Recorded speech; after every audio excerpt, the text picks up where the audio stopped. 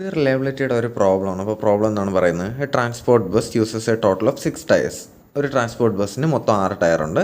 എന്താണ് ഫ്രണ്ട് എൻഡിൽ നമുക്കറിയാം, നമുക്ക് ബസ്സിൽ ലോറിലൊക്കെ 6 ടയേഴ്സ് കാണും. ഫ്രണ്ടിൽ ഓരോ സൈഡിലും ഓരോ ടയേഴ്സ് ഉണ്ട്. ഇടതുവശത്ത് ഫ്രണ്ടിൽ ഒരെണ്ണം, വലതുവശത്ത് ഫ്രണ്ടിൽ ഒരെണ്ണം.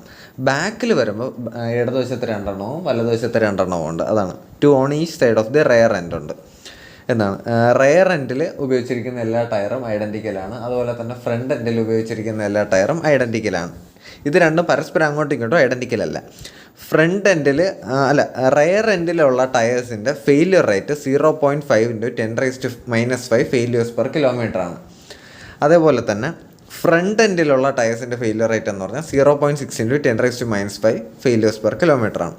നമ്മൾ കണ്ടുപിടിക്കേണ്ടത് ഇതിൻ്റെ സിസ്റ്റത്തിൻ്റെ ബസ്സിൻ്റെ റിലയബിലിറ്റിയാണ്. അതാണ് probability that the bus will not fail. അതായത് റിലയബിലിറ്റി ആണല്ലോ.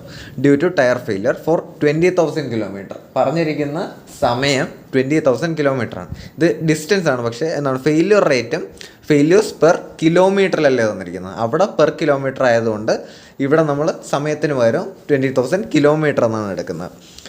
വേറൊരു കണ്ടീഷനും പറഞ്ഞിട്ടുണ്ട്. എന്താണ് റെയർ എൻഡിൽ ഒരു സൈഡിൽ ഒരു ടയർ വർക്ക് ചെയ്താലും മതി, രണ്ടും കൂടെ ഒരുമിച്ച് വർക്ക് ചെയ്യണം എന്ന് നിർബന്ധമില്ല. എന്ന് പറഞ്ഞാൽ ഇടതുവശത്ത് തന്നെ രണ്ടെണ്ണം വർക്ക് ചെയ്താൽ പോരാ, ഇടതുവശത്ത് ഒരെണ്ണവും വലതുവശത്ത് ഒരെണ്ണമെങ്കിലും മിനിമം വേണം. ബാക്കിൽ ഫ്രണ്ടിൽ രണ്ടും വർക്ക് ചെയ്യണം എന്നാണ് പറഞ്ഞിരിക്കുന്നത്.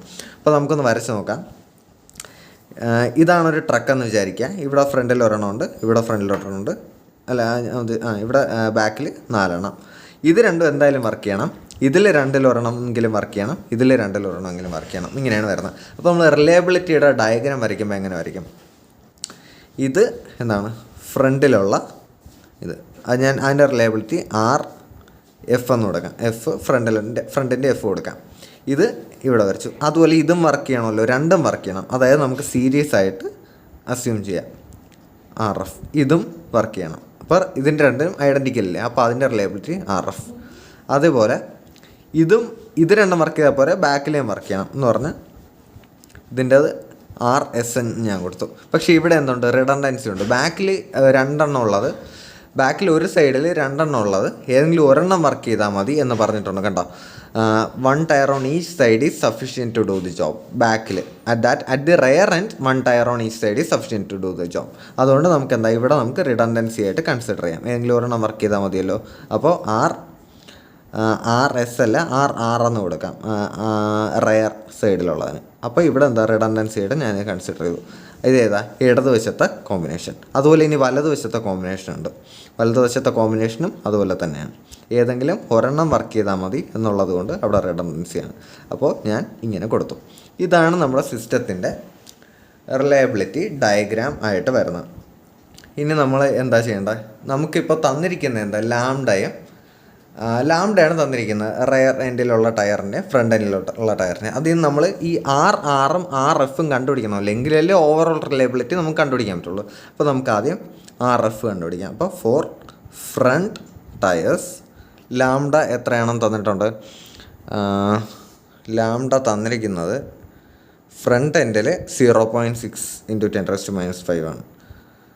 0.6 × 10⁻⁵ ഫെയിലിയേഴ്സ് പെർ കിലോമീറ്ററാണ് തന്നിരിക്കുന്നത്. അതുപോലെ സമയം തന്നിരിക്കുന്നത്, സമയമല്ല ഡിസ്റ്റൻസ് ആണ്, ഞാൻ എന്നാലും T എന്ന് കൊടുത്തിരിക്കാം, കുഴപ്പമില്ല.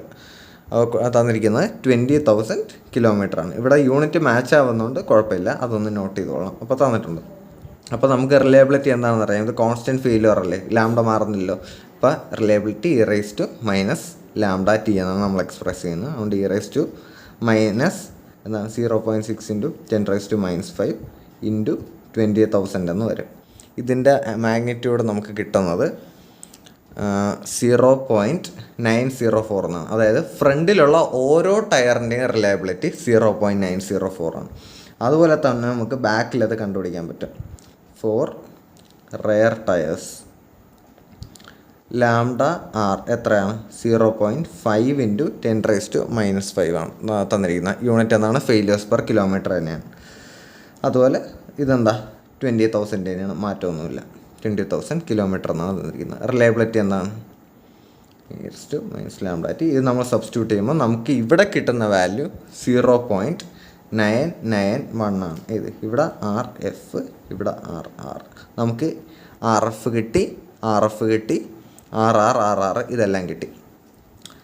അപ്പോൾ നമുക്ക് എന്ത് കണ്ടുപിടിക്കാം? ഈ RF എന്താണെന്നറിയാം. ഈ RF 0.904 ആണെന്നറിയാം. ഇതും 0.904 ആണെന്നറിയാം. ഇവിടെ ഒരു 0.991 ഉണ്ട്. അതേപോലെ ഇവിടെയും ഒരു 0.991 ഉണ്ട്. ഇത് രണ്ടും എന്താണ്? ഇത് രണ്ടും പാരലലിരിക്കുകയാണ്. ഇതിൽ ഓരോന്നിനും 0.991 ഉണ്ട് അല്ലേ?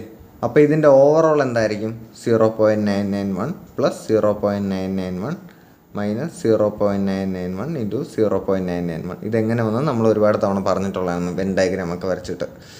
അപ്പോൾ ഇതിൻ്റെ ഓവറോൾ, ഈ പാരലൽ സിസ്റ്റത്തിൻ്റെ ഓവറോൾ റിലയബിലിറ്റി ഇതായിരിക്കും. ഇതിൻ്റെ മാഗ്നിറ്റ്യൂഡ് വരുന്നത് 0.887 ആണ്. അപ്പോൾ ഇതിൻ്റെ മൊത്തം വരുന്നത് എത്രയാണ്? 0.887 ആയിരിക്കും. എക്സാമിന് എഴുതുമ്പോൾ ഇങ്ങനെ ഡയഗ്രാമിൻ്റെ അടുത്ത് തന്നെ എഴുതാതെ സെപ്പറേറ്റ് ആയിട്ട് എഴുതാൻ കൂടെ നോക്കുക. അതുപോലെ തന്നെ ഇവിടെയും 0.887 വരും. അപ്പോൾ നമ്മൾ കണ്ടുപിടിക്കേണ്ട സിസ്റ്റത്തിൻ്റെ, അതായത് ബസ്സിൻ്റെ ഓവറോൾ റിലയബിലിറ്റിയാണ്. അപ്പോൾ ഓവറോൾ റിലയബിലിറ്റി വരുമ്പോൾ റിലയബിലിറ്റി ഓഫ് സിസ്റ്റം എന്നാണ്. ഇതെല്ലാം സീരീസിലല്ലേ വരുന്നത്. 0.904 ഇൻറ്റു 0.904 ഇൻറ്റു 0.887 ഇൻറ്റു 0.887. ആൻസർ വരുന്നത് 0.8025. ഇതാണ് ബസ്സിൻ്റെ 20,000 കിലോമീറ്ററിനുള്ള ഓവറോൾ റിലയബിലിറ്റി.